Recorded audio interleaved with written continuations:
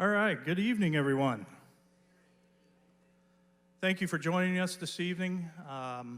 We are going to take part in the 2020 budget meeting, followed by the Meet the Candidates Forum night. My name's Ryan Henderson. I'm your club general manager on property. And before we get started tonight, just in honor of Veterans Day, I would like to have anyone that is current or former and their family members that have served for our country, if you could stand up, please. Let's acknowledge them with a big round of applause. Thank you for your service.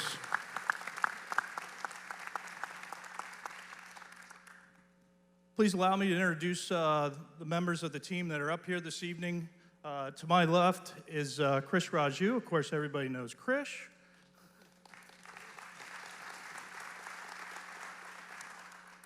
Nathan Stith with Taylor Morrison. Wow. Nice. Carl Seneca, some of you may or may not know, Carl's with Taylor Morrison as well. A few members of the Pope management team, Ken Warren there next to Carl. And Bruce Lesman on the very end there, he's also a member of the Pope management team.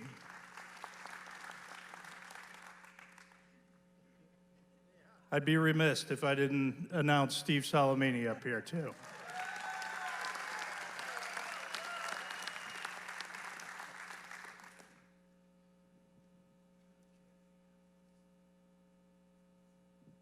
All right, so with that note, we're going to, I think Steve wanted to say a few words. So Steve Salamini, your resident board member. Good evening. Good Veterans Day. We really support your service, everyone. Glad everyone understands the service that our veterans give. So that's really an important time for us today. So this meeting, first of all, is going to be a budget meeting. All right, first of all, how many of you have seen Mr. Krish's presentation on the budget? Good, we can then not do his budget presentation and go right to the meeting. No. I want to say a few words about the process. If you remember last year, and it's part of the public record, I voted against the budget because of lack of information. And this year, I have to say that I support the budget process because there was a significant amount of information, a lot of collaboration between Pope, Taylor Morrison, our finance team, actually all of our liaison team. So the process, it took a long time, but it's the kind of process that we're going to continue to do going forward. And I'm really proud of the process. So without further ado, not going to talk much right now. So I'm going to give this to Krish for a budget presentation that won't take very long. Good evening, everyone. Again, my heartfelt thanks to all the members of the armed forces and the veterans who are sitting around here. Thank you for what you do. It's your work. We enjoy the benefits right now of the freedoms. Thank you for that. Hey, listen, I don't have to do most of my slides because Steve has covered all of them already, isn't it? So let's do this. A couple of things first. I know there might be some questions, so I want to set the thing right. For those of you that don't like our declarations, here is the answer for you. That's how long the declarations are. Okay, that includes all the changes, supplements, everything. So I got a copy here. So please help us today by not leading the discussion into declarations.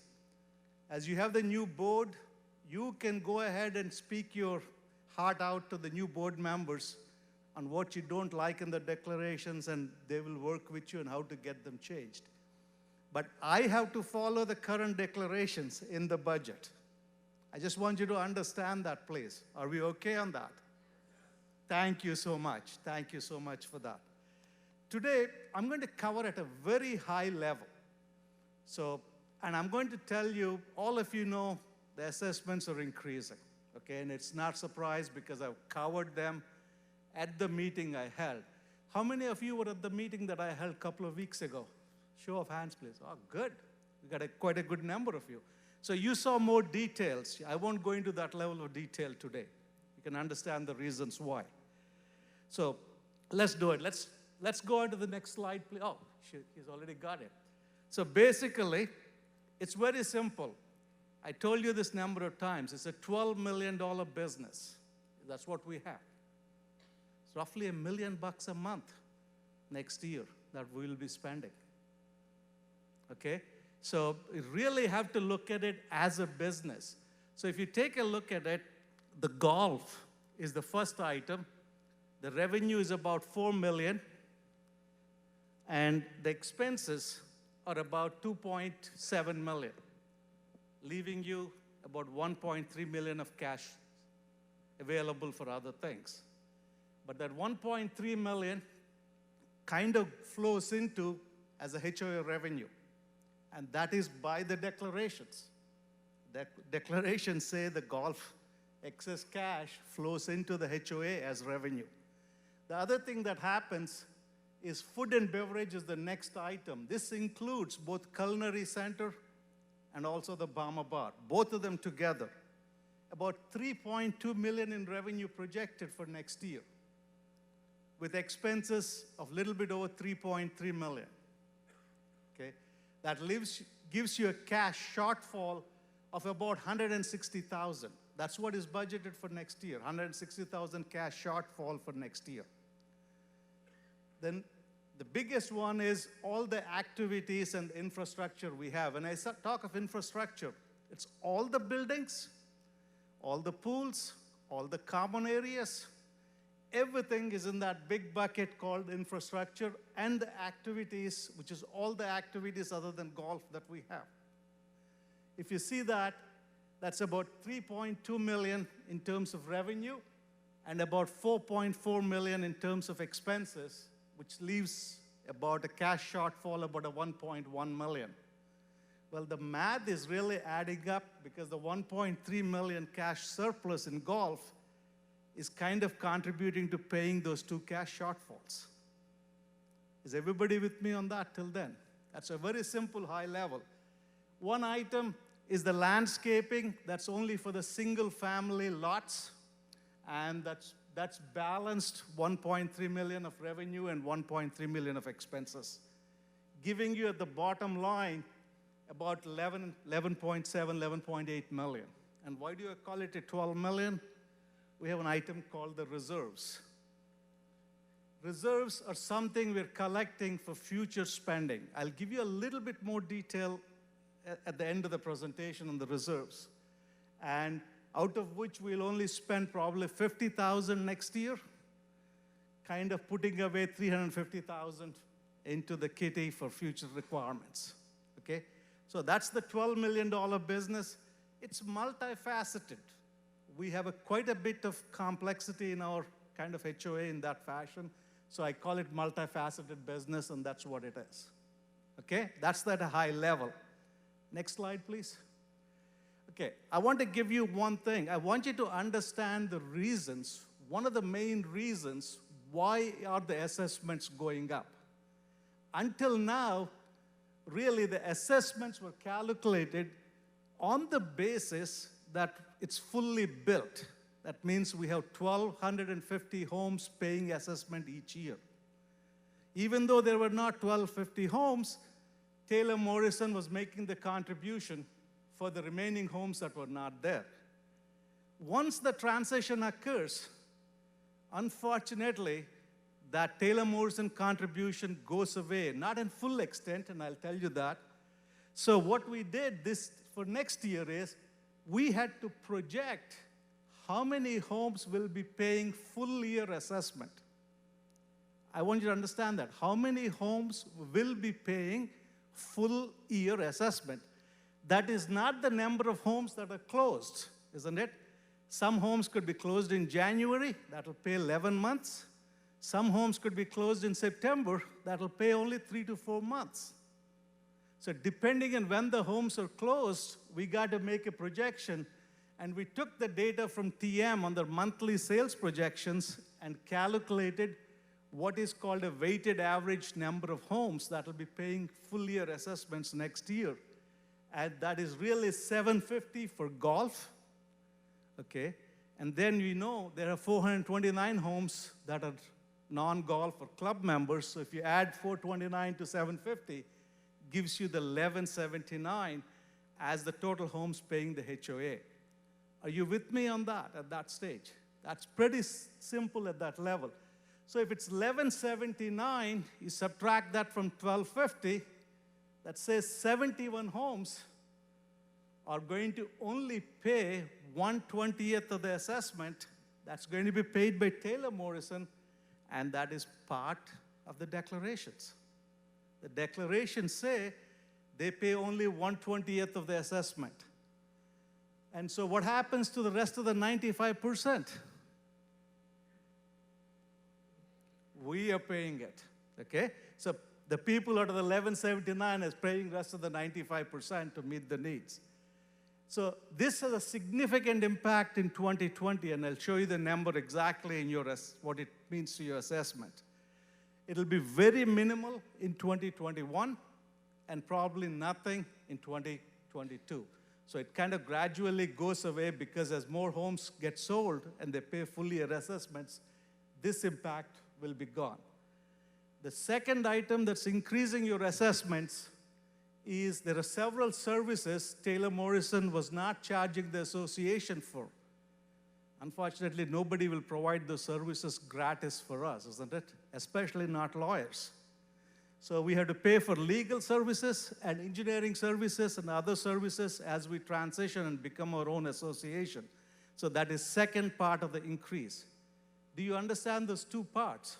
One is what I would call 1/20th payment, and the second one is for services. Okay? Next slide, please. Okay, let's get to the heart of the thing. This year's HOA assessment was $1,805. Okay? And we are projecting for 2020 about 2,156 as the assessment. And what makes the bridge to get up to that level? So the first one is $103 out of the $350 is coming from the 1/20th payment by Taylor Morrison. Instead of the full 100%, this contribution is $103 per year. These are per year numbers, please. So engineering and legal and all other services are costing us about $78 for the whole year for next year, in addition to what we have right now. Okay, next item, I call it underfunding, which is for preventative maintenance. We have informed TM in this process. This thing is getting corrected. So we actually put in place to the areas to upkeep of the association and the neighborhood, we have to spend some money. And that underfunding is going to be $74 for next year. And the rest of it is about $96. And I've circled these. These two are associated with the transition. If the transition was not there, they wouldn't be there. And underfunding and not charged areas will continue for future years. Okay? Just wanted to make sure with that. Can you just go back, please? Okay. Just want you to make sure. So this is a possibility of disappearing within a year. Okay, and some of these will stay into the future. And this will also be as we kind of go along to see what happens. So out of the $350 increase roughly, 103 is associated with the transition. Just want to make sure everyone is clear on that, okay? The next slide, please. Same thing for golf. I'm going to go quickly here. Golf is about 2,700 right now. We'll go to about 3,050. And again, 71 homes paying only 1/20th of the assessment for golf is about $243 for the whole year. And then course maintenance is $103 increase. How many of you attended the golf presentation that was done by Jeffrey and his team? Okay, thank you. They covered the reason for the increase, actually, and where it's coming from and all that. Okay? So those are the increases kind of taking you to where you are. Next slide, please. Okay. So this shows you really the increases from 2020. What is the increase for HOA? What's the increase for golf compared to 2019? And the reserves, and I'll show you that in a minute. Reserves are also increasing by about $100. And there's no change in the landscape assessments that you're paying, that you're in a single-family home. There's no change in the landscape assessments for that. And these are quarterly numbers for those of you that pay quarterly. These are the numbers if you're a club member and if you're a golf member. I just want to say here, for the condo homeowners, I say plus because each of the condo associations have their own assessments that are not included in these numbers. So what does all this equate to at the bottom line is an increase of $113 per quarter for club members and $199 per quarter for golf members. That's the bottom line increase that's being proposed for 2020. Next slide, please. Okay, how does this compare versus what all the other associations are charging? So we looked at associations that have kind of a bundled community. That means where golf is part of the assessments they pay. We looked at them in our areas and that have transitioned. We are the only one in this list that are transitioning. All others have transitioned to homeowners. And what is their assessments for golf and HOA combined in 2019? I'm comparing that to our 2020 assessment. Are you with me? Theirs are all 2019, ours is 2020. Just want to give you that understanding. And the way I've done it is I've taken out the 1/20th payment by TM because that's what we're putting just for 1 year. If you keep it, we will look still higher. So I've removed that. And if you compare, here is where you are. River Strand, which is about $5,800 a year. And you can look through Tara, which is Stony Brook, Heritage Oaks. And we are the lowest right now once you remove the kind of the one-time assessment coming in because of the 1/20th payment, which is about the $350, really. Okay? So I think we're reasonably in place in terms of assessments in comparison to what other neighborhoods that have similar facilities are doing. Okay? The next slide, please.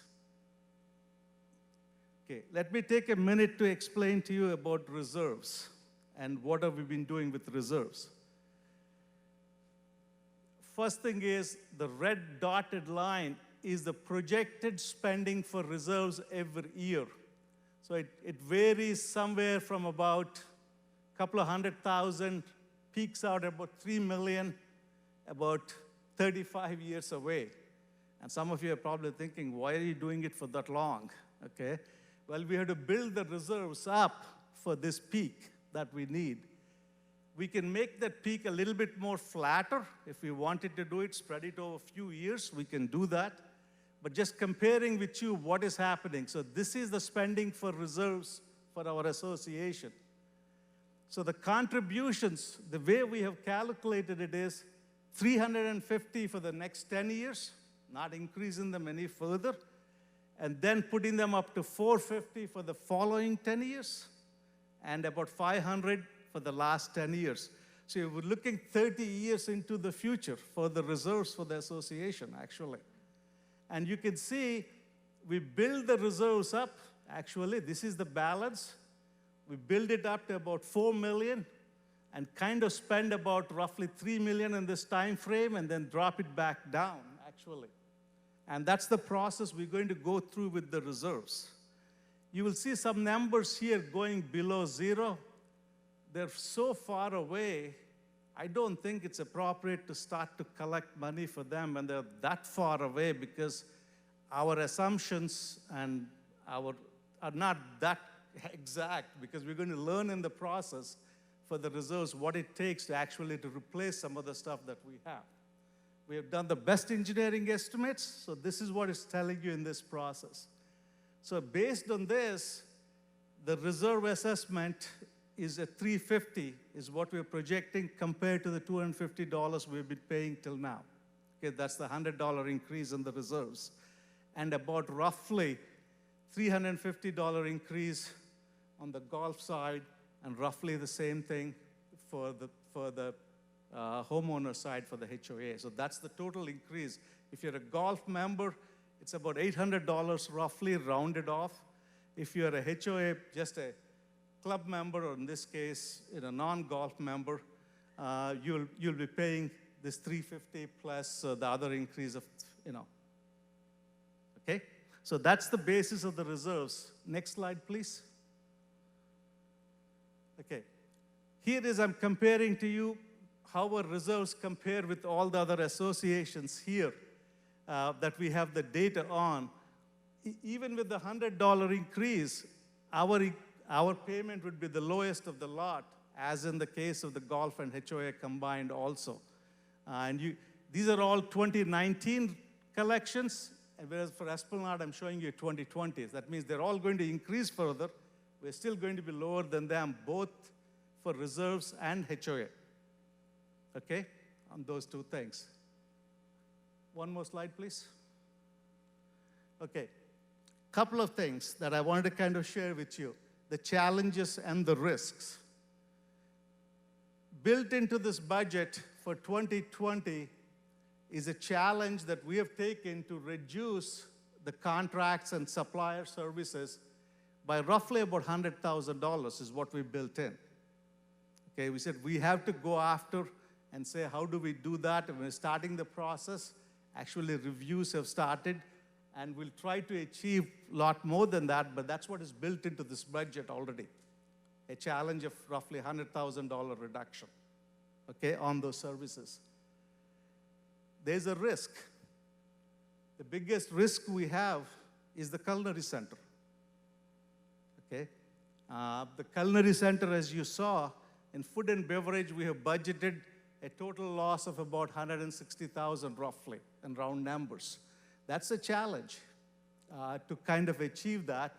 So we need to continuously monitor how the culinary center performs financially and take appropriate corrective actions in this process. So it is a budget that's realistic. In some cases, we have some challenges to take care of, which is the culinary center in the first pass. So we're going to work towards that in this process, okay? So that is the background. I think by working together, we should be able to overcome these challenges and risks, okay? And it's a $12 million proposition.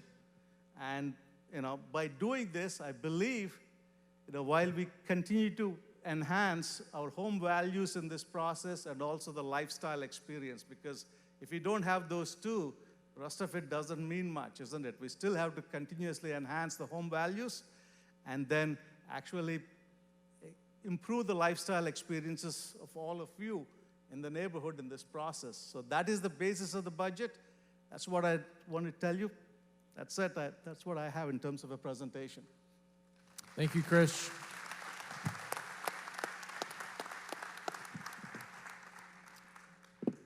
I want to just give Krish a great just thank you, along with the other finance committee and group participation. Also, Dita's here, I think. Dita's in the back. She's such an instrumental part of the budget and just the financials. Please give a round for Dita.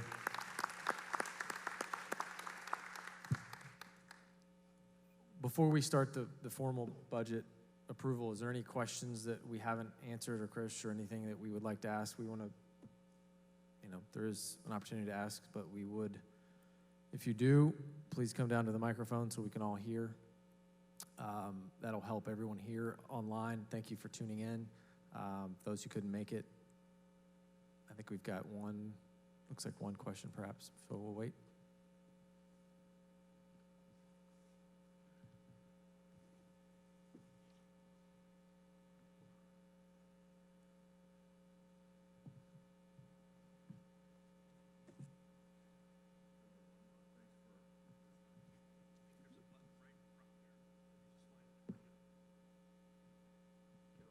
Hello?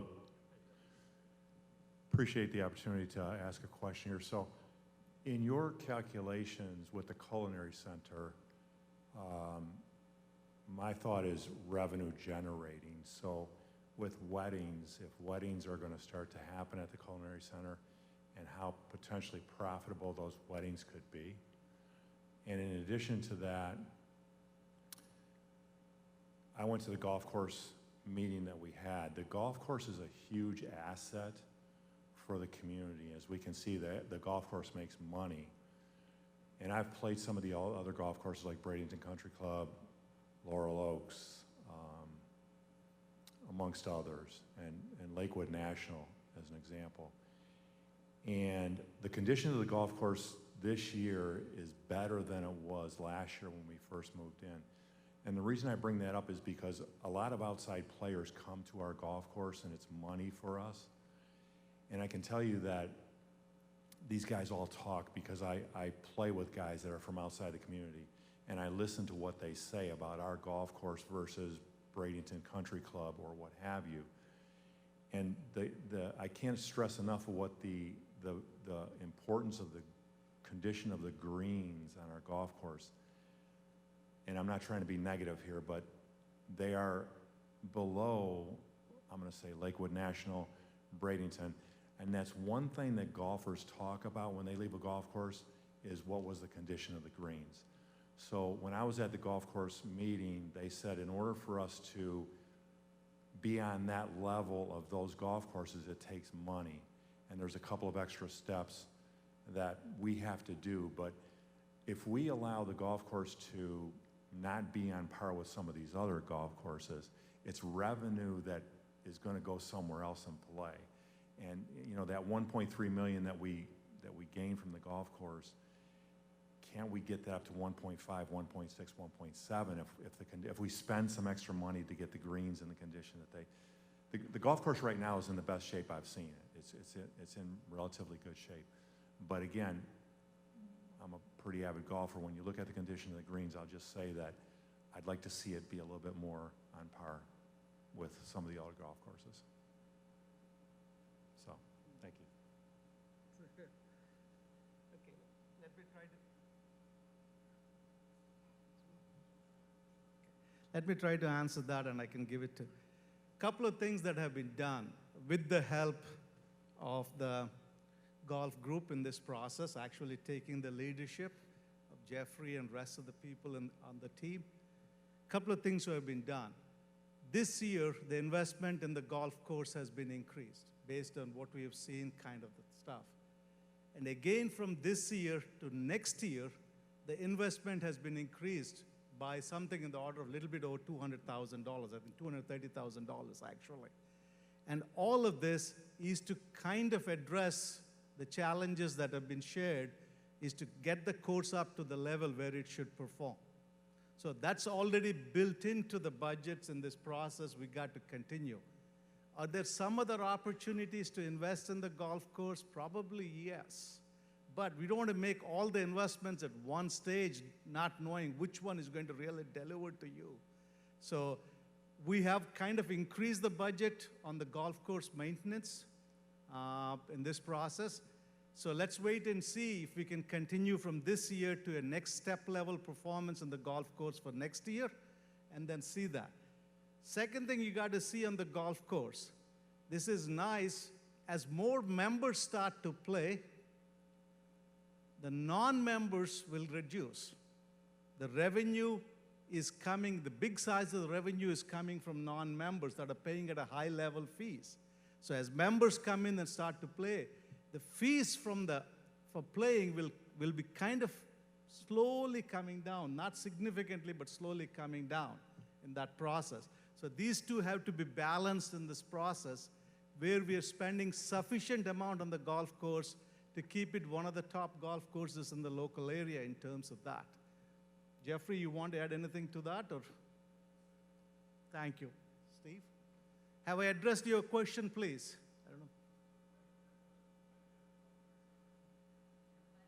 I don't know. Weddings at the Culinary Center. Okay, what we have budgeted for Culinary Center for next year in terms of other than food revenue in terms of coming from other major events is something in the order of about 350,000 in terms of banquets and other things. That is a challenge that we're going to try to tackle as we go along. I think there have been some reservations, and I'm sure Ryan can address that in the process for this year. There's going to be a lot of focus on saying, how do we kind of get the $350,000 revenue that we have budgeted next year for events like weddings and other things at the Culinary Center that are not coming from the members. Well, it may come from members if you kind of reserve the place for a wedding, but the way it is assumed is that we'll have some outside people using the facility too, if it is possible.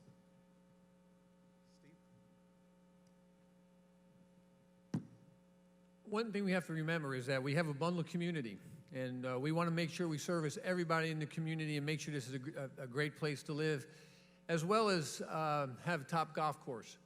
And I believe that the work that we're going to get done next year, or have already started this year, is going to go a long way into that. And I think the $232,000 investment is going to really prove well. And I appreciate your comments in regards to how well the golf course has improved already. There's things that are going to happen, and when Mr. Clark gets his chance to speak, he'll maybe want to talk about it. Don't want to say what he's going to say. But I think it's going to be even better, and I think the greens are going to be very much more improved than they are today. Personally, I like them very slow because I'm not very good at the game, but there's very good golfers out here that want it fast, and we understand that, and that's where I think they're going to go to. And just another second is that we're going to do things next year more synergistically in regards to golf, food and beverage, lifestyle. So when something is going to go on or somebody has an idea or something, let's talk about all the groups and see what we can make better to make the event even more spectacular and more memorable for the members. So that's one of the things that will get some more bang for our buck when we start working together for a common good in regards to our outings. Do you have anything to say? Okay. Awesome. Thank you. With that, we're gonna start the budget meeting. Ken, can you start the Yes, process? I'd like to call the budget meeting to order at 6:33 p.m. We have proof of notification in your packets, which is an affidavit of mailing notice. Also on the last page is the presentation of the budget as we will be considering it. We do have a quorum with Nathan Stith, Carl Seneca, and Steve Salamini in attendance.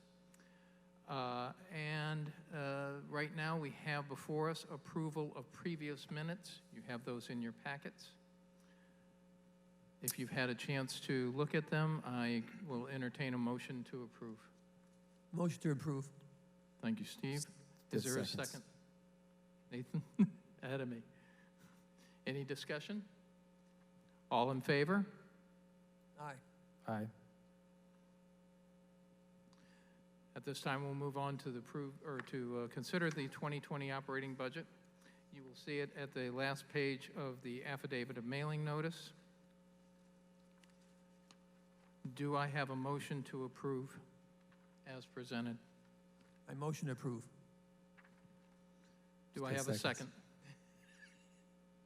All in favor? Aye. Very good. With no other business being presented, I will entertain a motion to adjourn the meeting. Motion to adjourn. Thank you, Carl. Second. Anybody opposed? Negative. I call the meeting to conclusion at 6:35 p.m. Ryan, we're going to sign off, and we're going to introduce Ryan to MC the Meet the Candidates. First of all, thank you for everyone who's submitted their interest to serve. I know it's a big commitment, and just having been on a few the last year, just want to acknowledge everyone before I sign off. Have a good night.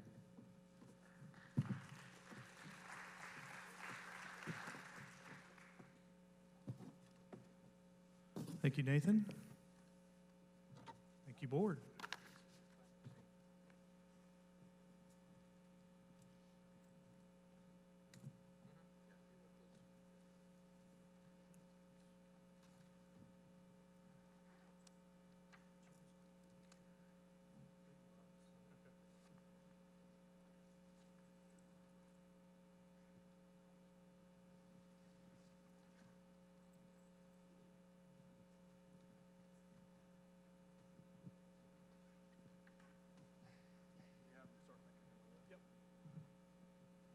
Okay, the second half of our agenda this evening is the Meet the Candidates portion. So if we can have all the candidates start to make their way on stage, we'll get everybody in position and start from there. While they're heading up, we had 18 candidates for the community that expressed interest in the club, golf, and at-large positions. You will see their names in front of the spots that they're sitting in this evening. The area that I'm standing in now, from left to right, is all club homes. This area to my left is golf homes. And we do have one at-large candidate. Mr. Salamini will be right here.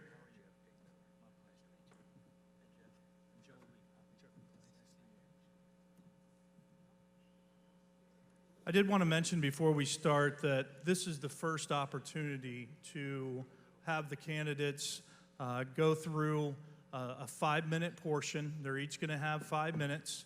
They're going to have the opportunity to tell a little bit about themselves and also answer a few of the questions that were submitted by each of you that were really helpful in determining some of the items that are really close to and really something that you're very interested in. So we thank you for that. We thank you for your feedback.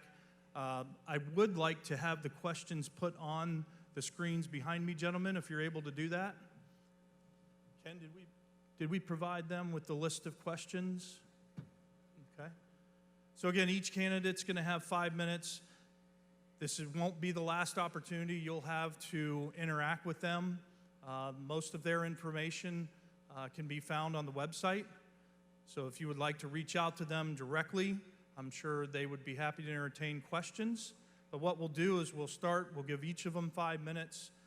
At the end, we have the microphone here in front. If you do have any questions, we can address them or they can address them at that time. I would say that in the interest of time, since we're giving them all 5 minutes, we would like to keep this to about a 90-minute presentation, if you will, maybe a little shorter. We're 6:40 p.m., so let's start from there, and we will see where we end up, okay? Yes.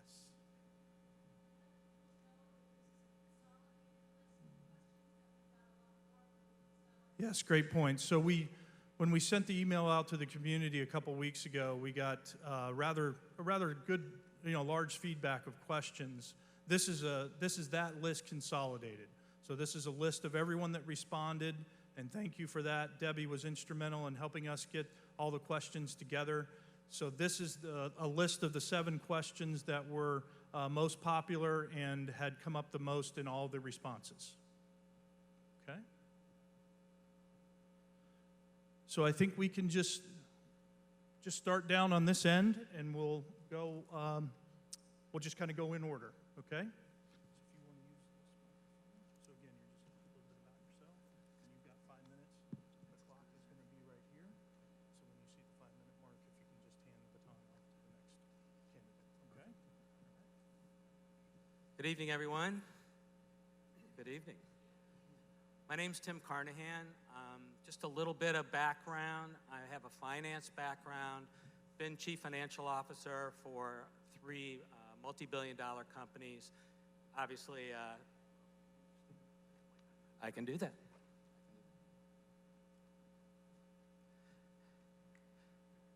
Thank you. Sorry about that. So you can look at my background, and happy to share anything or answer any questions about it, but finance-oriented for sure. I'm really happy to see that all these people are looking to get involved in the community.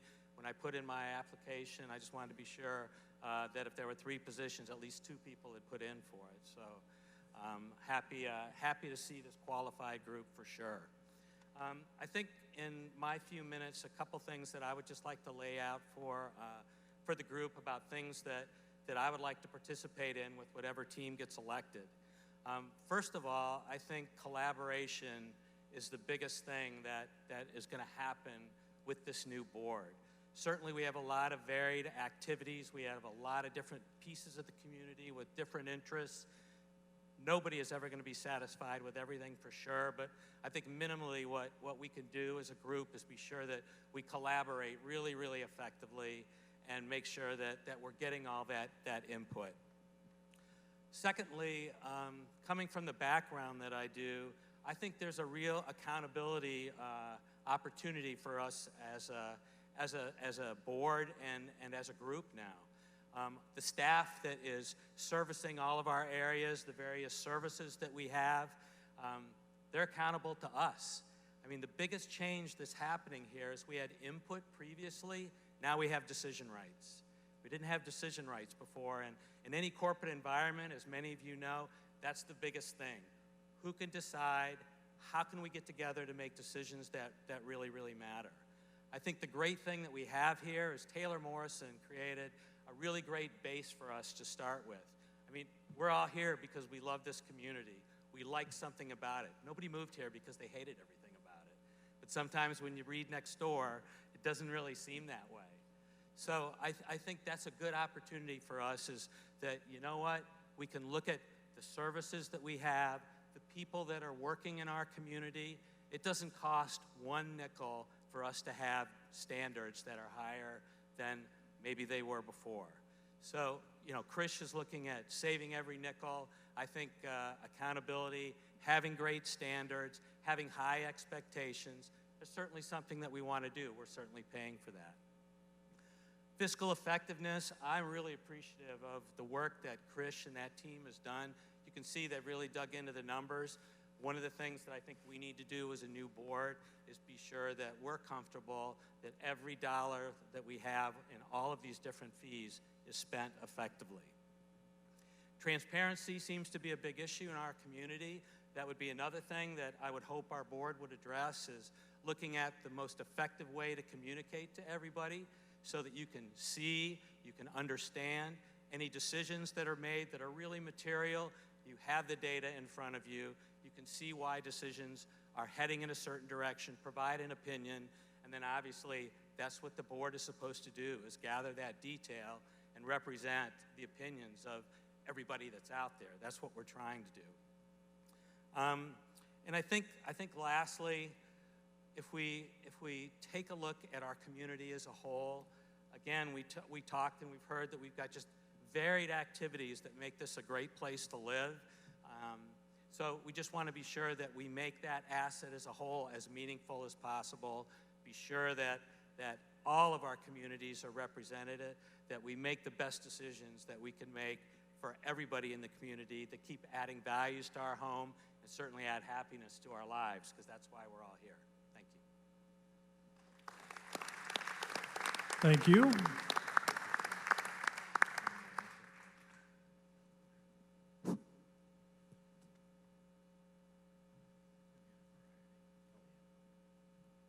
Good evening, everybody. Kind of to start it off, I kind of gave myself 3 questions that you should be asking of each board member, and I wrote them down here. So I'm going to go through each one. First one is, who am I? Bob Gruber. I actually wrote it down. You know, if you forget your name, it's hard to recover from that one. Second one, why am I running?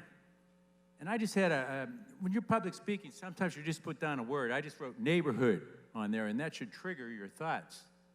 Well, neighborhood, it'll trigger the thoughts. They're coming. No, nonetheless, neighborhood is, we live in a beautiful community. We have a good thing. We're starting out on our own. I think it's really important that we get a good foundation and a good base going forward. And hopefully, I think I can contribute to allowing that to happen. And the third one is really not so short or not so glib. It's, if elected, what are my guiding principles? And I think everybody who's running for this position, let me pause here for a minute to say, as you look up and down these tables here, you could grab any 7 individuals here and you would have an outstanding board. Now think about a presidential nomination commission, if that would ever happen. But nonetheless, any 7 people out of a hat here could do it. Okay, so we're so fortunate to have all the talent and skills that we have here. But nonetheless, you should be asking, if elected, what are your guiding principles? What do you believe in? And all principles are a foundation for your beliefs or behaviors. Now we have heard for the last couple years, you know, there's been some dissatisfaction with this, that, or the other. And the sentence always starts with, when we take over, blank, blank, blank. Okay, when we take over, the sun will shine, the alligators will be friendly, and dogs won't poop on the sidewalk. Okay, that seems to be the issues. But I bring that up because there may be some false expectations on what can and should be done. In other words, just a brief, if you look at things like landscaping, some people are okay with the landscaping, some people want to see improvement. Just as background, this landscaping, I've been here 6.5 years. This landscaping company that we have is much better than the first one we have. And I understand there's only 4 in our area that can handle a community of our size and do the things properly. And because of our size, we're required to have competitive bidding. So if we start going out, and we very well may, we're going to have to get competitive bids. Eventually, we're going to be getting bids from landscaping companies that we already, you know, used and passed on. Kind of like somebody's been married many times and you end up dating one of their exes. That could happen. Next thing I wanted to talk about was fitness center. There's a lot of issue on fitness and group classes and so on. That's another area that people are looking for improvement. I think we can do something. Food and beverage is huge, and as Krish pointed out, you know, I think we have in the budget $3.1 million. That is the single biggest revenue source for next year, and I think we really need to be creative and think and make sure we get those numbers, because I think, as all know, our budget is realistic, but it is challenging in areas. Third thing a lot of people have an issue with is the gates. Now, we have a range of people in our neighborhood. We have people on one end that could very well live without any gates at all. The other end of the extreme is we want every gate manned 24/7. Well, obviously, the solution's somewhere in between. Now, we haven't really been a gated community in the 6.5 years I've been here, because there's always 1 or 2 gates open for construction. So we're really not a gated community. And I will say the worst I've seen in that time is that darn water softener salesman that comes in, and he knocks on people's doors. If he knocks on your door, don't buy a water softener from him. Don't encourage that. And then finally is the golf, and what to do going forward with the golf. And the only thing I'm going to say, at least during this introduction, is this one seems to bring out a lot of emotion in a lot of people. A lot of people feel very strongly one way or the other. I'm just going to say please consider that we should be a neighborhood of inclusion. You hear about some of these neighborhoods where there's you know, different factions and people break off into different groups and so on. I would hope that would never happen to our neighborhood. So that's the other thing. But if you ask me, I got 20 seconds. I was going to say finance is the number one thing. We've got to set the foundation for this year with our finance, and we have to get on board and make sure this first year everything's in place. And I got 7 seconds left, and I had one other thing, but I'm out of time. Nonetheless, thank you for one other thing. I'm approachable, and I will listen whenever you're talking. Thank you. Thank you.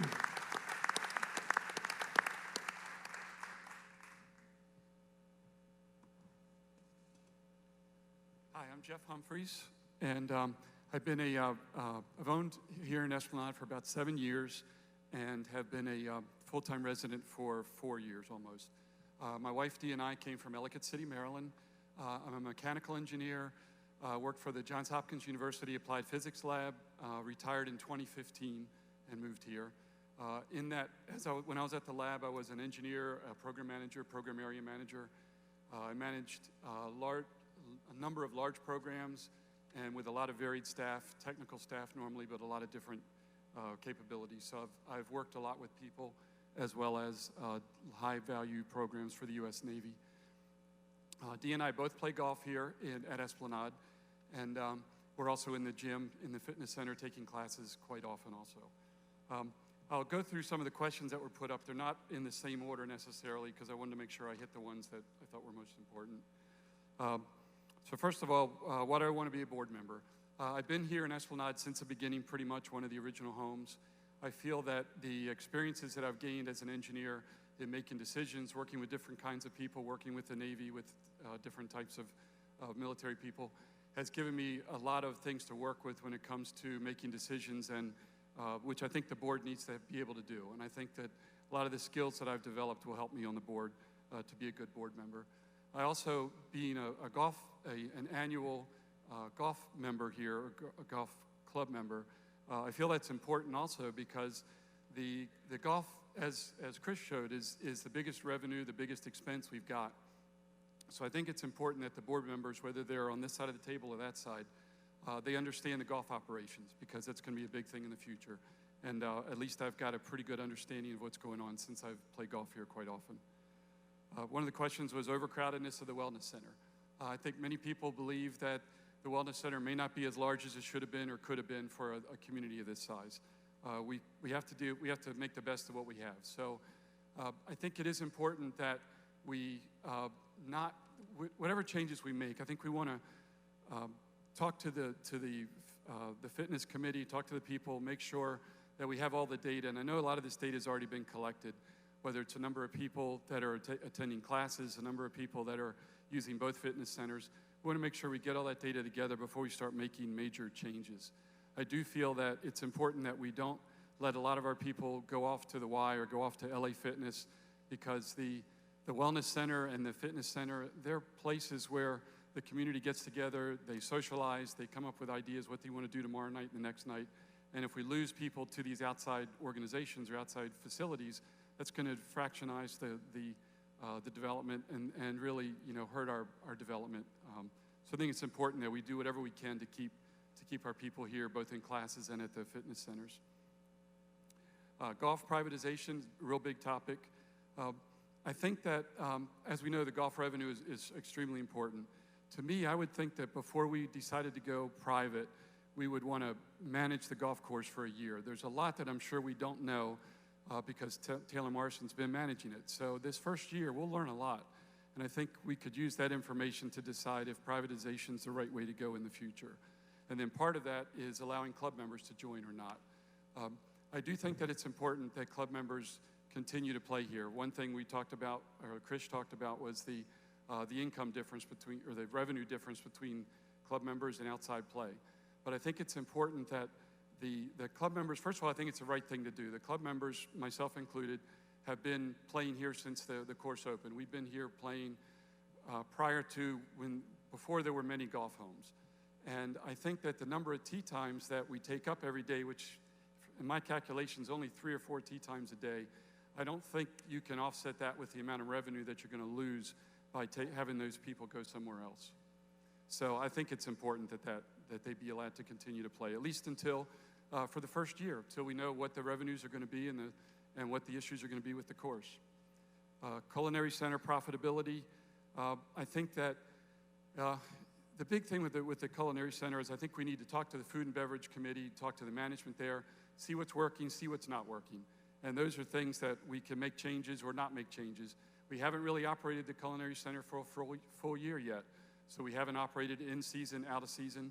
We don't really know how it's going to go throughout the first year. So let's not make any rash decisions before we've really had all the data. Transparency, I don't see that as a big deal. I think it's important that everybody knows how the decisions are made so that if you don't agree with the decision, at least you know why it was made. Maybe that'll offset some of your issues. And that's all the time I have. If you have any other questions for me, I'll be around or be in the gym or be on the golf course, whatever. Thank you. Thank you.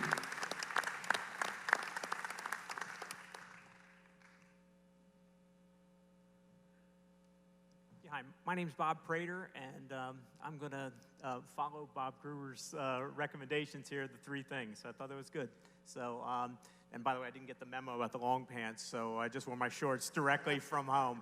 But my wife Bonnie and I, we just moved here from Baltimore about a year ago, and we live on Costello. We have, you've probably seen Bonnie in the gym a lot. She's there all the time. She's very involved with activities. I'm a golfer. We play pickleball. We play tennis. We take full advantage of all the things that Esplanade offers. We love this place. And that's going to answer a little bit of the question later about why I want to serve on this board. But we have 4 kids. We have 2 grandkids. They all live still up in Maryland. We came from Baltimore. Big Ravens fans. You've probably seen our Ravens golf cart. So don't not vote for me just for that reason. But I used to work for Johnson & Johnson up in Baltimore. I was a district manager there I worked there for over 30 years. I was district manager for 20 plus years. And one of the things that part of my job up there was to gather information, lead teams, to create a shared vision, and really to make the plans go forward flawlessly. And I look at this opportunity with the board, and it really gives me a thrill to potentially be able to do that here in the first year when Taylor Morrison leaves and we're able to do this. Because my vision here is, I'm sure like many of you, we moved here because this was the place. And Bonnie and I looked at so many neighborhoods all over Florida, in other states, and this is the one we chose because it had so much going for it. I wanted to be a golf member, but we moved to Costello Lane. Jeff's actually my neighbor. And we moved to Costello, and I wanted to be a golf member, but we weren't in that area of the course. But that's okay. That's the choice I made. And I went to join a club outside.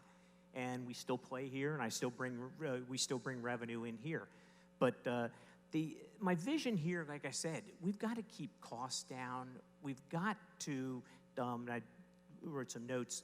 One of the things I want to do is honor the reasons you all chose Esplanade in the first place. Because we don't want to make big changes here, I don't think. And, you know, when Taylor Morrison pulls out, I really feel the first board should be one that moves slowly around change. Because if you're asking me questions about landscaping, I don't know a lot about landscaping, but I want to learn about this because I want to make this place great. It's already spectacular. I want to even do everything I can to make this the absolute best neighborhood it can be. I mean, we've got, so if we go too quickly, we might miss opportunities. So let's go slow. Jeff had mentioned about the privatization of golf. We've got to see what the culinary center, whether it's going to be profitable, whether we're going to need to drive different contracts, negotiate different contracts. When I was with J&J, I negotiated contracts with healthcare systems. That was my job. And one of the ways I did that was I'd gather information. We'd find out what the needs, the priorities of the healthcare system were before we went in to even give them a contract offer. That's what I want to do here. I want to gather information from you. I want to represent you, because as we gather information, we can make the best choices to make this neighborhood the best it can be in every single way. So I want to thank you all, and I hope you'll vote for me. Thank you. Good evening, everyone. I'm Fred White. My wife Phyllis and I moved here about 3 years ago from Cleveland, Ohio, so we can remember when the Cleveland Browns actually had a good team. Why do I want to do this? Well, my background, if you read my bio, I started as a municipal bond attorney for an international firm now referred to as Squire, Patton, and Boggs. My biggest challenge being a blue-collar kid was convincing my grandmother that I didn't have to carry a gun. I said, it's municipal bonds, Grandma, not bail bonds. So I have a background in municipal finance and local government. I lectured local governments. I've acted as an advisor to local communities with respect to charters. In addition, I have been fortunate to be on faculties of 4 different law schools in 3 different states and dean of 2 of those law schools. 2 of those law schools had $30 million budgets. So $12 million sounds like a lot of money, but not to me. Bottom line is I'm used to working with teams, because all folks, I'm repeating some of the stuff they've already said. This is a team effort. I'm used to working with teams and doing budget presentations and gathering all the information. One of the folks up here talked about going slowly. I agree with that. There are a lot of things we don't know. I think the Culinary Center is a challenge because it's not a destination place. People don't drive down Lakewood Ranch Boulevard every day and say, let's go to the Culinary Center. They don't know it's there. So we're going to have to do some work there with not only people eating there, but people using it for weddings and other kinds of activities. I think that's very important. Why am I running? Well, I think my background in municipal finance and in local government and in writing, I have authored 4 books. The last one is called Your Neighbors Did What? It's about neighborhood relations. And so I'm interested in that kind of thing. Someone mentioned, why did we move here? Well, we found this place by happenstance, and oddly enough, we are in a neighborhood where we are in the walking distance of 4 or 5 different families from Cleveland, Ohio, all in the Esplanade, all disgruntled Browns fans. So the point is, it's a great place. I mean, the amenities center, people were talking about the amenities center, and one of the gentlemen talked about the amenities center and the wellness center. One of the things about those places, and I haven't used them a lot, my wife uses them more than I do, is that it is a place for community. And I think that sometimes a little crowdedness is not necessarily a bad thing when you're trying to meet your neighbors. That's what it's all about. But I think we ought to be very careful about determining whether we're going to get rid of one of the components of the wellness center or the amenity center. With respect to golf, I play golf badly. Therefore, I like slow greens also. I like the course, but I think, as someone mentioned, as our budget talked about here, the golf course is a big revenue producer, so we must be very careful how it's managed. We have to make it accessible to our golf members, our club members, and to outside folks. So before we start thinking about privatizing that entity, we need to be very careful about that, because we don't want to lose the loyalty of our residents here. Again, let me say to you that I think that whoever wins this election, you guys can't lose. That sounds kind of egotistical, but I don't mean it that way. Bottom line, all of these folks are very well qualified. I hope I am one of them. I think that this is a great community, and I would hope that you use your votes wisely. I will be available for any kind of commentary or conversation you have. One of my neighbors already told me if I won, he has a list of complaints he wants to talk to me about tonight. So anyway, thank you for listening to me. Good luck to all my opponents, and choose wisely, folks. Thank you very much.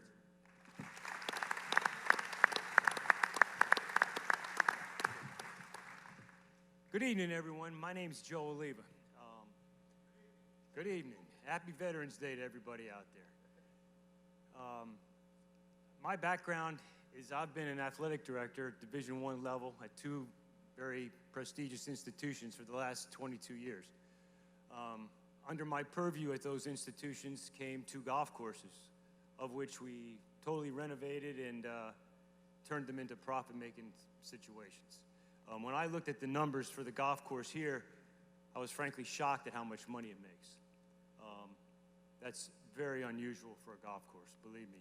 And for our budget to be predicated on the amount of money that this golf course is generating is scary to me. But, and I was very glad to hear that we're investing more money in the golf course, because sometimes you have to spend money to make money. And the gentleman who spoke earlier in the meeting had said that golfers talk, they talk. And they're going to go to good golf courses that are in good shape. And if they're not in good shape, they're not going to come play. And that's the fastest way to lose money. And the budget I just looked at, if this golf course loses money, we're all in big trouble, because our dues are going to go way up. So I think it's incumbent upon us to make sure we do take care of that. You know, one of the questions up there is, why would you like to serve? And you know, in my job for the last 22 years, I've had to put up with public opinion and people's opinions every single day. So that doesn't bother me one bit. I'm used to it. I'm pretty immune to it. And I think I would be a very good representative of the community. I play golf. I work out in the workout rooms all the time. Someone mentioned that I think that we have to be careful. All of us bought homes in Esplanade because we had certain expectations for the community, right? We all had why you wanted to live there. So I think we have to be careful if we change things without a good consensus of the community. I think the community needs to get involved before we make any significant changes to things. For me, I think it's all about lifestyle, quality of life, our home values, and expenses. How much are we going to pay for what we get, the services that we get? I look forward, my wife and I, we moved here only about a few months ago.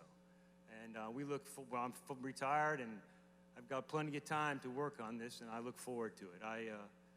I think this is a great community, and we look for many happy years here. So I'll be available for any questions anyone might have. Thank you. Thank you.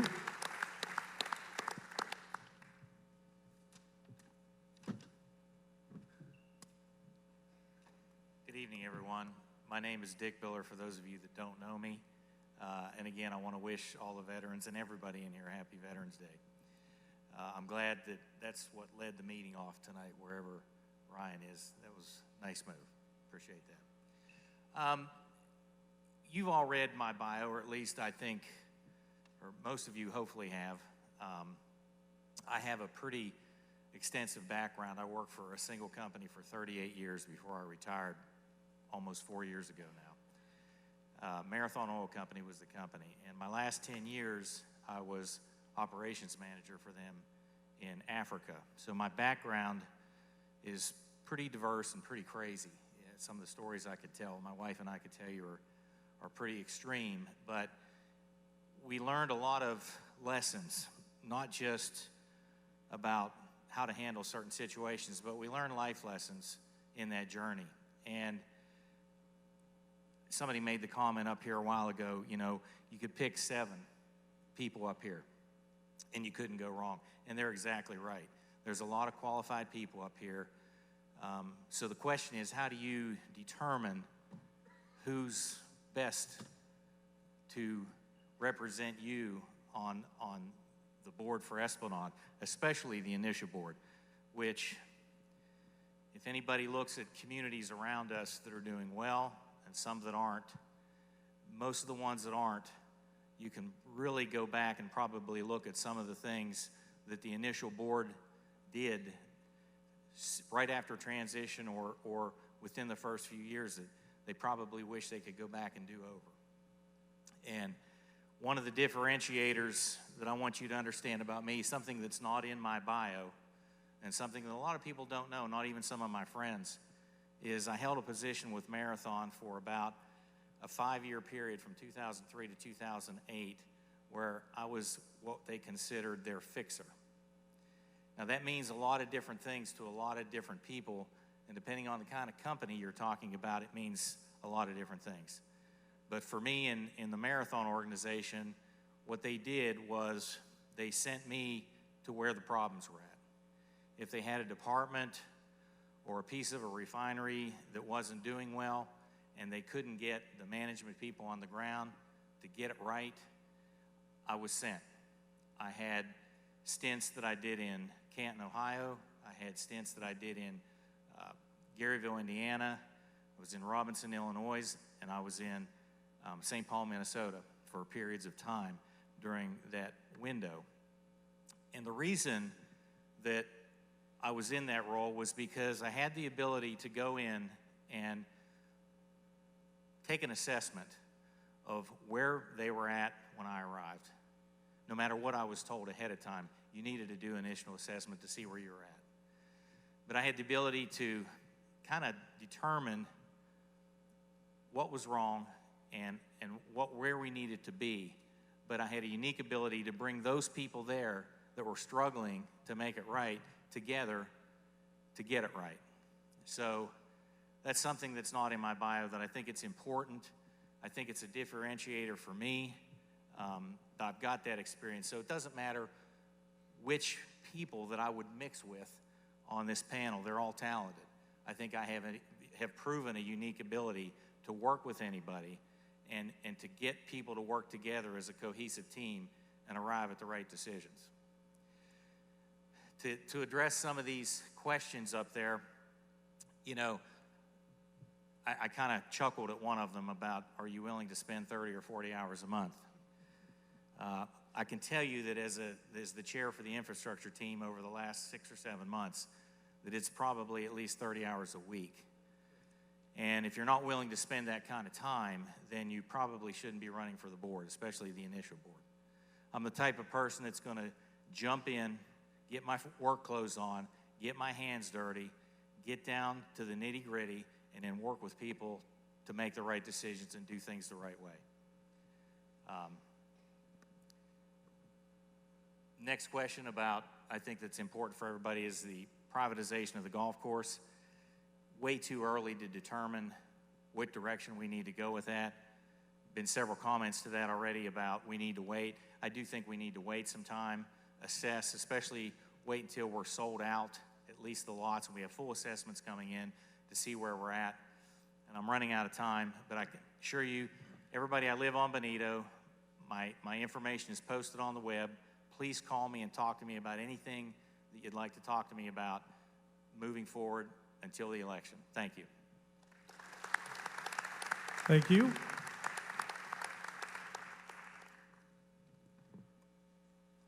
Good evening, everybody. I'm going to take a little bit of my time to acknowledge a group of people that got us to where we are today. Anybody that's been a liaison of any of the groups or committees over the last 7 years knows what I'm talking about. And so what I was hoping we would do is have all of the people that have served as a liaison stand up at home and in the auditorium and give them a round of applause because they got us to where we are today.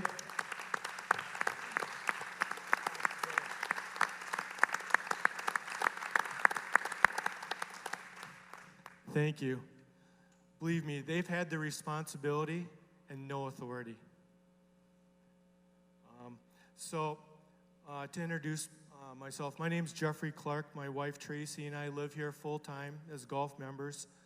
We were one of the first 40 golf members, and so have a pretty good grasp on the community. We've lived there, and I'm done cleaning my pool and cage from all the sand that blew in from all the empty lots over the last 5 years. So, it's true. Time does pass when you're having fun because 5 years has gone fast. Good community. I originally thought we were going to have 3 minutes. That's what we were told today in the OTG meeting, that one of the last OTG meetings that we had. But so I'm going to start with what I was originally going to end up with when I thought I only had 3 minutes. No way you can address all those questions in that short period of time and introduce yourself. So what I did was I answered every one of those questions, and I went out and I posted it on Nextdoor, so everyone can go home and read exactly where I come down and all of the questions that were compiled by Deb and her team. And so you'll know exactly what my platform is, and I'm available. All my contact information is on the EsplanadeLWR.com website, so you know exactly where I stand. I was going to talk a little bit about my history and my community leadership to Esplanade, because I think it's relevant, and I think it is a differentiator for understanding where we've been, where we are, and what it's going to take to move forward successfully. My history is I retired 3 years ago. My wife Tracy and I lived in Eagan, Minnesota, and I ran a small business. I ran a specialty chemical distribution company, worked there for my entire career for 30 years, and bought it and ran it for the last 17. If you want to learn about problem solving and acquiring business acumen, own your own business, because you make about 20 relevant decisions every single day. Community leadership. I feel I already have a head start on the golf member director position. Number one, from my community leadership experience, I've been a member of the golf committee for the last 2.5 years, chair of it for about the last 1.5 to 2 years. So I know the golf course really well. I know all of the issues. I respond to all of the emails and questions and concerns and comments. I understand it really well. It's the golden goose of the golden egg of the community. It makes a lot of money. We need to continue to ensure that it does. Also was a community liaison, which morphed into the operational transition group. We've been working together for about, 1.5 years now. I know all of the issues surrounding the transition. We've had food and beverage as a participant, the infrastructure. We've been working with Mr. Salamini, landscaping. I know all of the issues cold. I know who brought them. I know arguments on both sides, and I think I know exactly what we need to do moving forward in conjunction with some of the other people up here. So a couple things that I've done. I've only got 30 seconds now. Time goes fast. Look here. Oh, one thing I wanted to hit on, the developer deficiency list. So we've created the developer deficiency list from all of your input and all of our input. There's a lot of issues on them, and they're very important. I know I'm cold. I know what we need to do with it moving forward. So to wrap it up, I would like to ask you for your vote, and a vote for me would be one for pragmatic, common sense leadership. Thank you. Thank you. Hi.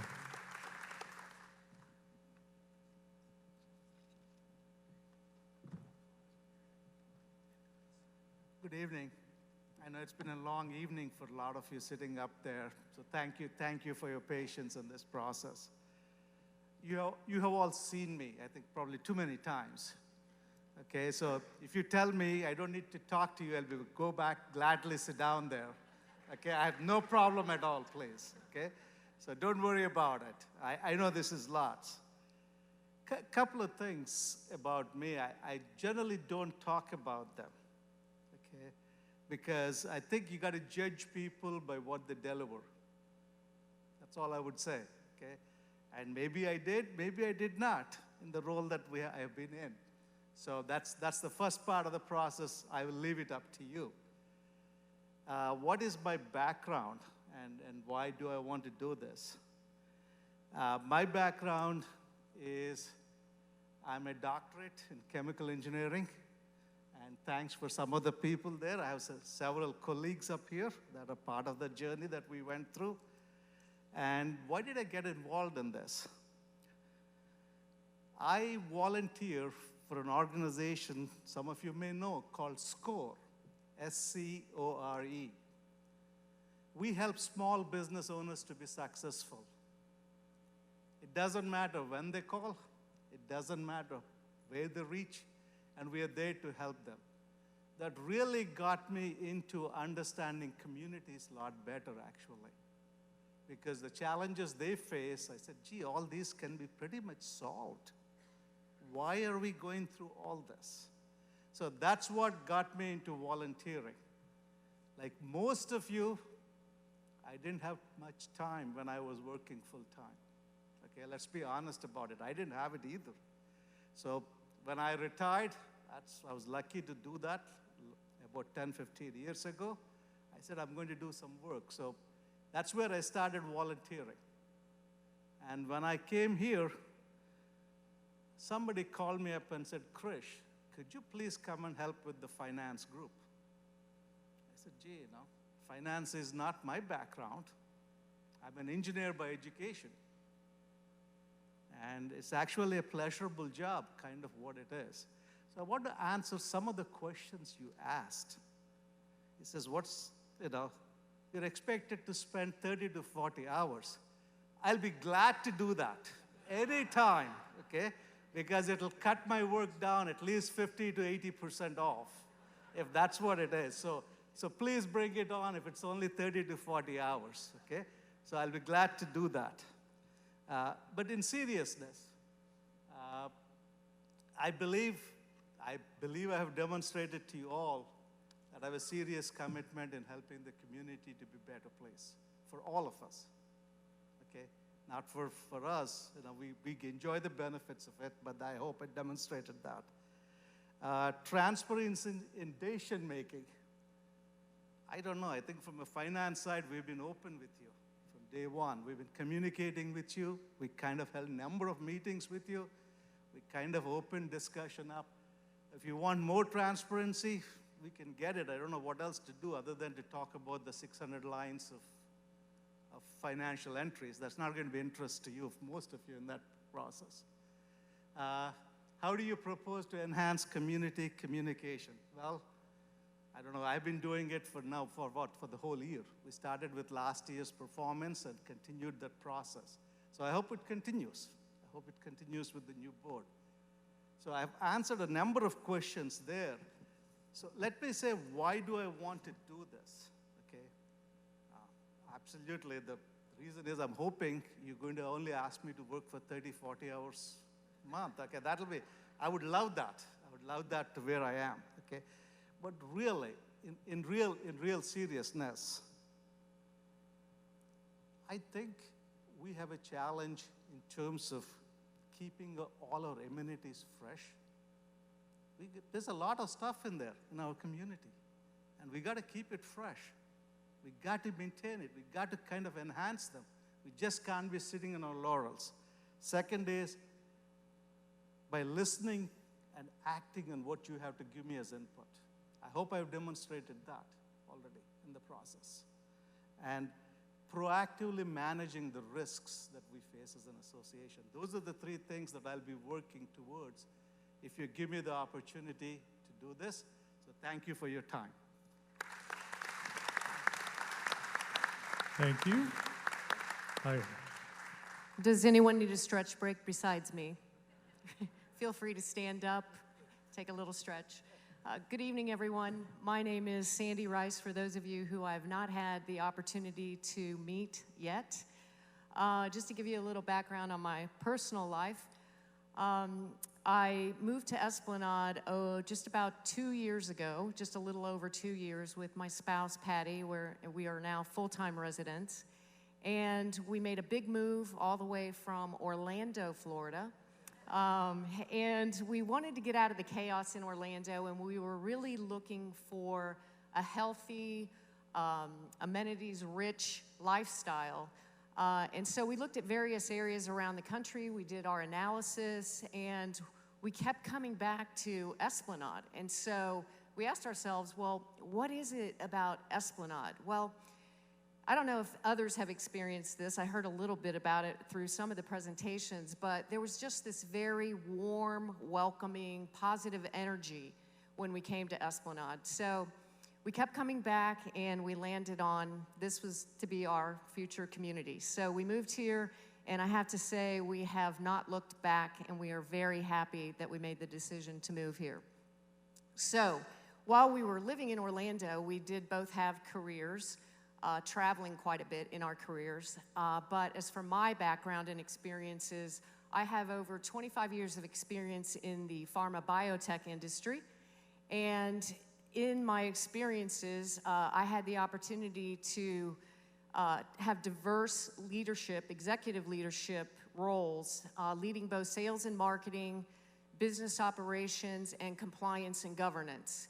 And through those roles and through the experiences that I had P&L management, budget management, project management, contract negotiations, communications, strategic planning, and execution. And I also was involved in transforming and reorganizing some of our businesses. So I had a lot of experience there, as well as I've recruited, hired, trained, developed, and mentored many individuals, both internally and externally outside of our organization. So you're probably asking yourself, well, that's great, so what? What does that have to do with serving on the board? So as all of you know, and has been mentioned, and we saw a lot in Krish's presentation, this is a really critical period in our community as we transition from Taylor Morrison to ownership and governance of the community. So as we go through this transition, it's really important that we have leadership in place. And so as I was looking at my experiences and people were encouraging me to run for the board, I thought, where can I bring the most value to the board and also to the community based on the experiences that I've had? So when I looked at those, I narrowed it down. I've had a lot of experience that will also apply, but I narrowed it down to 3 specific areas. The first one, especially as we transition, is strategic planning. We have to have both short and long-term plans in place so that we contain costs and that we have the reserves set aside for the infrastructure, the maintenance, the repairs, and the enhancements that need to be made to keep Esplanade as great as it is. So that leads to number 2, which is financial sustainability. And I think everybody knows, it's no secret, that is the foundation of our community, is financial sustainability. So with the responsibility of the board lies the strategic planning and ensuring that the strategic planning lives and breathes, and that we make sure that we're looking at the conditions and that we make our decisions rooted in data. So we can't just make decisions that, you know, because I have a personal agenda or my friends have a personal agenda. We have to look at the data. Set aside the personal agendas. We have to focus on what's going to be best for our community in the short term as well as the long term. Number 3 is communications. I am a firm believer in having clear, transparent, and direct communications, and timely communications, I would add. And we can't just think that the board has all the answers and all the communications are one way from the board.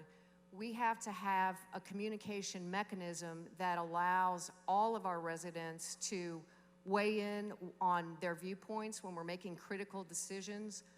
And we also have a lot of talent and a lot of expertise throughout the community. It's not all right up here, and it's not all going to be contained in the board.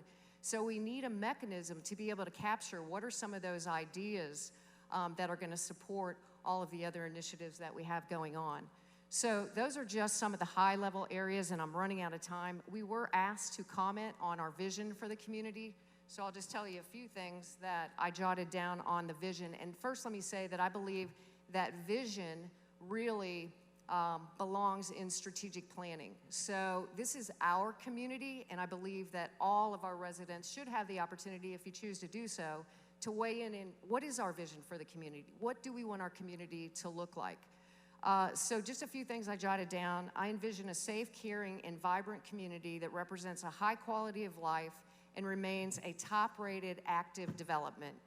We foster a strong sense of community by exhibiting the highest ethical standards, treating all homeowners and employees with respect and honesty. And we operate on a solid financial foundation, maintain our amenities, our facilities, our common ground, and our environmental integrity so that real estate values are enhanced and protected.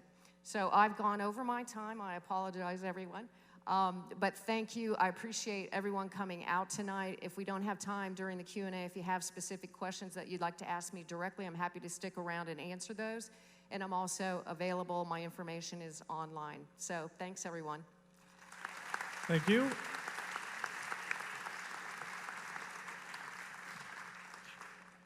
Good evening. My name's Ken Simon, and I've been at this wonderful place 4.5 years. We moved down from White Plains, New York, full-time, and we've heard about the Cleveland Browns. I'm a Giant fan, so I know the feeling. A couple of things. I think there's a lot of qualified people. There's a lot of work to be done. One of the things that I pride myself on is that I've been involved. I've been a liaison. I've been part of the finance committee. I've been part of the lifestyle group, and now I'm part of the wellness group. Okay, and so I think with a wide range of experiences, that's going to help as we go to the future. Susie and I looked around for 3 years before we found Esplanade. It is a dream place. We might think this could be a little better, that could be a little better, but I'm reminded of one of the early signature events when I was walking out at 10 o'clock at night with somebody who said, this is like being at the Four Seasons at a resort, and I don't have to pack and go home tomorrow. We live here. And our desire is to make this place even better. I'm going to get to a couple of the questions. Obviously, limited time. I certainly will be around. In terms of transparency, because I think that's really important, the meeting notes from all the committees that I've been on are posted on the website. We've had these presentations. I know golf, finance, infrastructure have. Lifestyle, I think, is next Wednesday, the tomorrow, I'm sorry, tomorrow. Wellness and fitness is the 21st. I encourage you to go to those. These groups have worked very hard. They're very thoughtful. They've taken a lot of input, and they've developed some plans. And they're not perfect. They're looking for guidance. But it's a way to communicate. And I think that has gone on for the last year. I think Chris was the first one to have one of those. And that's really the way to communicate versus just checking on websites. In terms of the golf course and some of the other things, I think those are really early discussions. We need to get our feet on the ground. We need to invest, as somebody said, the $200K in the golf course and get the revenue. The Culinary Center is going to be our biggest challenge. It's the biggest financial issue, and that obviously is going to be both the board and the Food and Beverage Committee's group. Just to wrap up, next year is going to be difficult. We kid around about the 30 hours a month. That's an hour a day. That's not really what it's going to take. It's going to be very difficult. It's going to be very time-consuming. You ought to elect the board. Everybody's talented, but elect the board that's demonstrated that they're committed to doing the work. Thank you very much. Thank you.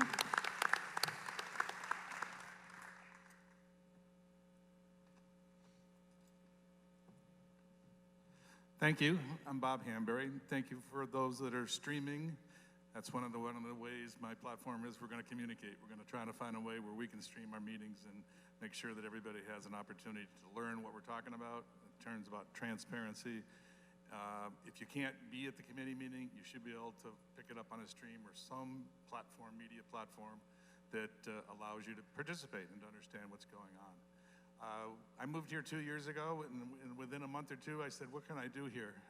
Where can I get involved? Joined the landscaping committee, joined the finance committee. Since then, I've worked on infrastructure as a liaison, golf for short periods of time, racket sports. So I've got a wide exposure to what the amenities and the benefits this community offers, and reason that so many of us are here. My approach is not going to be that my opinion matters as much as we create a structure that allows people to participate. We have a lot of talent, we have a lot of interest. Everyone can contribute if we're given the opportunity. So my interest and platform for this committee is to say we need the opportunity to participate. For instance, I think it's really important, it was mentioned, that we have an association planning committee. That committee is going to take and set policy by doing the deeds of the community. How do you know what the community wants to do?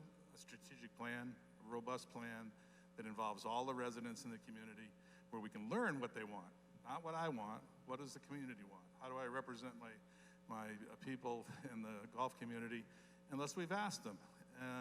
How do you develop a mission statement or a vision statement? We need that for our community. How is our governance model going to work if we don't have some guiding principles and a committee structure that takes the input from the committee, and then we can take and set policies that'll implement what they're looking for? I'm also a big advocate for, I would call it a capital investment committee. We're talking about our structure. We have a $12 million business, and we're probably $30 million assets, somewhere in that range. That needs management, oversight, and creativity. What do we need to change in the future? Part of the business, part of our strategic plan will say, we think we have a need for X in the future, we think we have a need for Y in the future. Well, some of that will either be repurposing, it could be remodeling, but it may be new buildings we need. So the capital infrastructure or capital investment committee I envision is constantly looking for down the road, what has the community expressed an interest in? How do we do it? Take the land next to the amenity center and build a building if we have to. There's lots of options. We need to be watching that. It's a huge value to the community, and the assets need to be managed well and utilized for what I'm going to call the strategic plan calls for. I thought I had 3 minutes, so I'm going to stretch this. Let's see. Open and transparent governance. How do you do that? Well, with the streaming approach of all the meetings is going to make the difference, I think. If you have the opportunity to view a committee's actions and listen to what the discussion is, next time maybe you'll say, I want to be a part of it. I hope we'll design a policy that says these committee meetings, and we form as many committees as we need, is open. We're not going to limit it to 10 people. If we got 20 people that want to come to those meetings, we'll find a place to put you and let everybody participate. Bigger groups are tougher to participate in, given, but they still should have the opportunity, because there's a lot of talent in our community that we shouldn't let lay fallow. I mean, I've got a great example. Frank Harris, he's sitting here.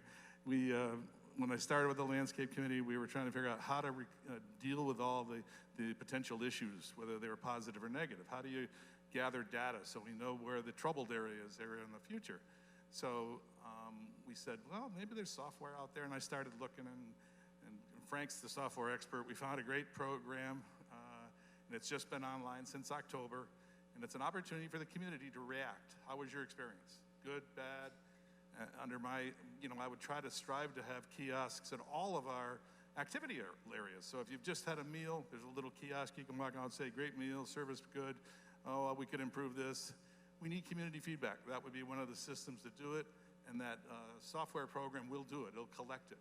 It'll also manage our assets, making sure we do maintenance on time, making sure that all the steps involved to make sure our assets last as long as they should are followed through. So my plans are to try to make the structure work for us. My opinion, I'll share with you, but it's more important what our community thinks is important, and then we can react to it and serve our community's needs the best possible. Thank you. Thank you.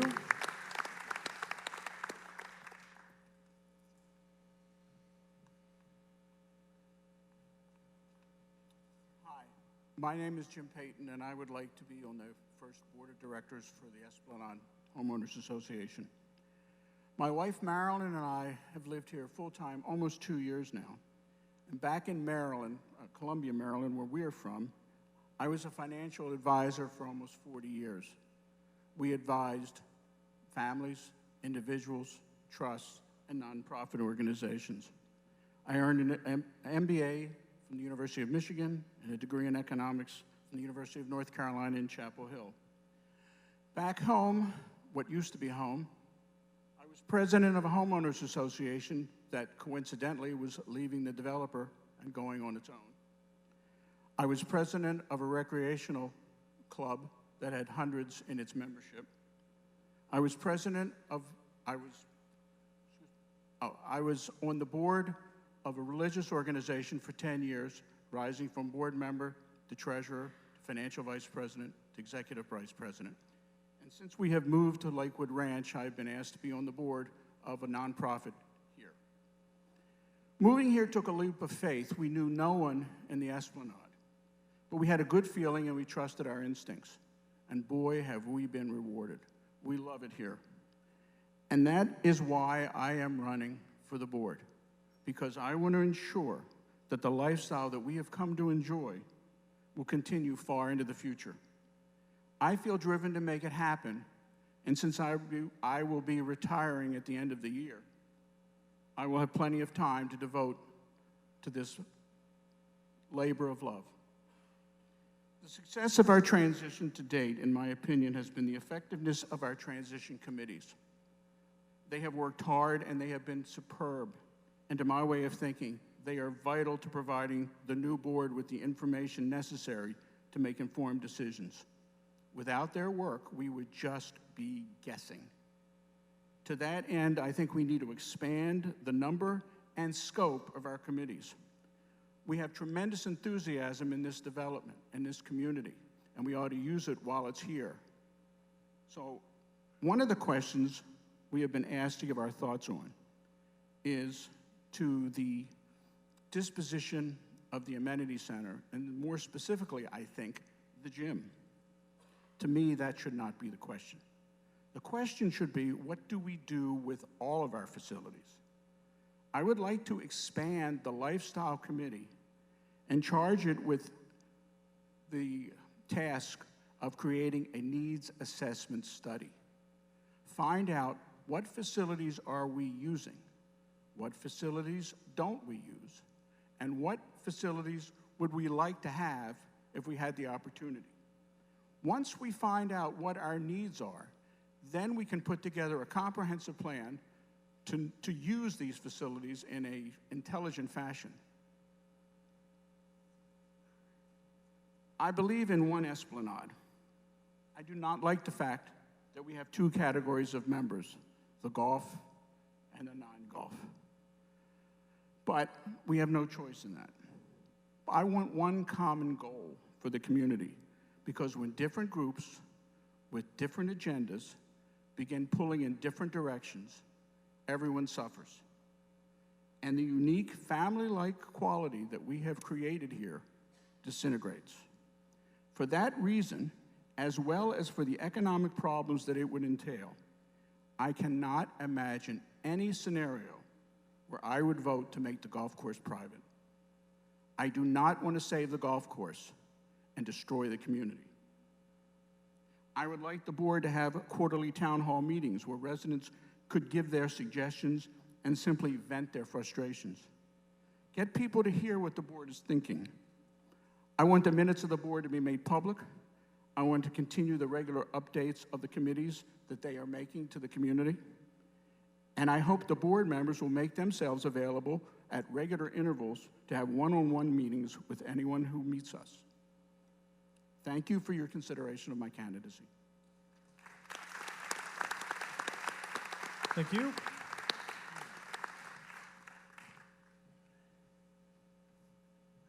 Good evening. With all due respect to the other candidates, I think I'm the one you've been waiting for. I'm the last one to speak, okay? So, and Ryan, I want to thank you for that, because every catchphrase, cliche, or idea I had has been said twice, 3 times, 4 times. But I'm going to tell you a little bit about myself and my background. My name is Al Price. My wife, Amy Cook, and I moved here June of 2015. We're both avid golfers, although I still have her working, so she's not quite as avid as I am. I'm either a real bad golfer or a real good golfer, depending on who I'm playing with. So Steve thinks I'm really good.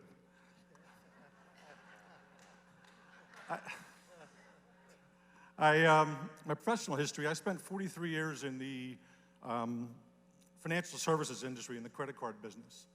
I retired in 2014 as a national director of sales and marketing in the credit card industry.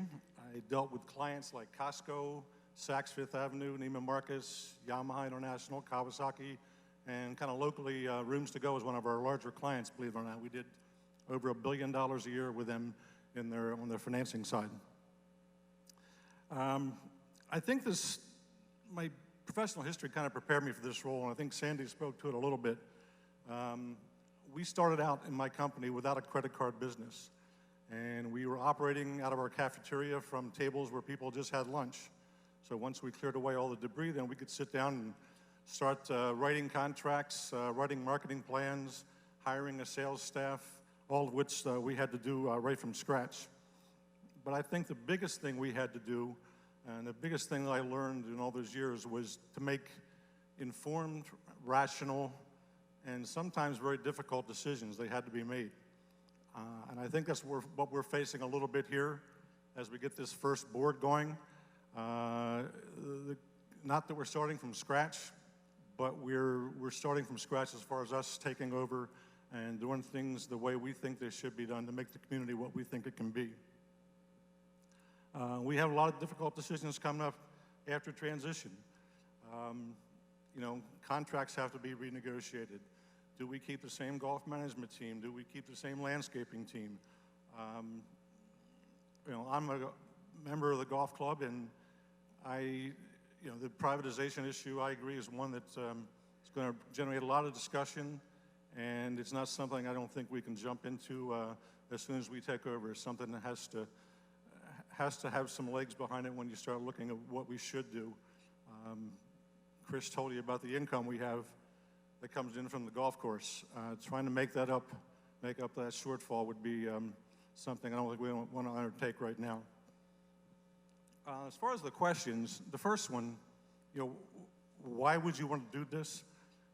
I would answer that. I told someone the other night at a party, why wouldn't I want to do it? Okay, this is my home. This is your home. We have a lot of things coming up that we have to get accomplished. I would like to help be part of that process to ensure a smooth transition, make sure that we're a financially stable community, and ensure that all the residents know what we're doing as a board, that while you might not agree with it, you understand why we're doing things, and that we've built a consensus throughout the community to do the things that we do on the board. So with that, I'm like everybody else, I'm only prepared for about 3 minutes. My information's out there as well. I encourage you to call me, email me. I live in Malachite, second house in from Benito. You can stop by anytime. If I'm not there, my wife, you can interrupt her work just for a very short time and ask her questions as well. So with that, I'll let you go, and we'll open it up. I guess we'll open up to questions. Ryan, overall? Steve. You missed your turn. No. Thank you.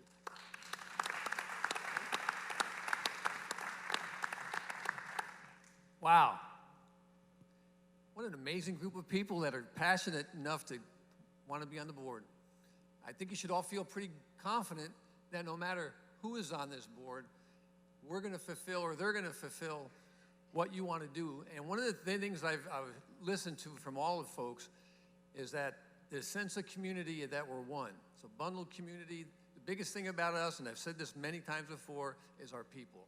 I think Taylor Morrison did a fantastic job building the bones, but we're the heart. So that's the difference. As for me, the reason they skipped me is because it's a different position. I'm running for at-large.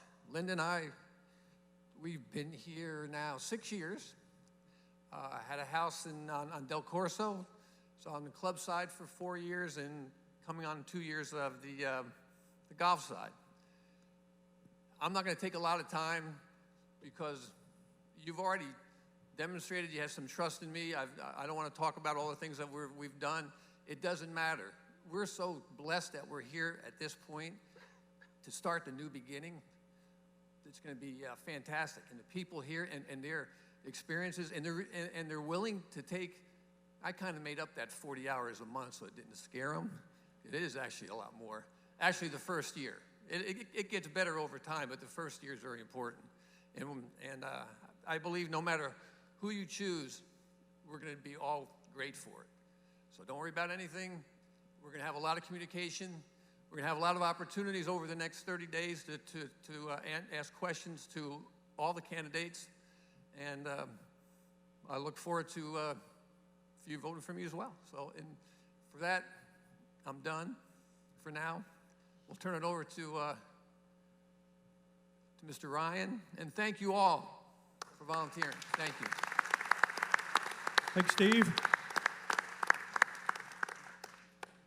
Okay, so we're coming up on 10 minutes till 8 o'clock. If we would like to, we can open it up to a Q&A session for any of the candidates up here. If you do have a question, we would ask that you'd approach the microphone in the front here so we all can hear. But we can open it up here for a few questions, if we have any.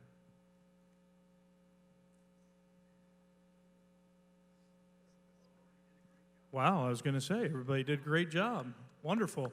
Well, just to reiterate, the candidates' information is on the EsplanadeLWR.com website. If for some reason you can't get in touch with them, please reach out to myself. I'll be happy to help direct you to them. And I think, I just want to say a couple things. The talent, everyone up here, the collaboration that they've shown with us, with Taylor Morrison, has been tremendous. However this ends up, I think we're going to be in great hands.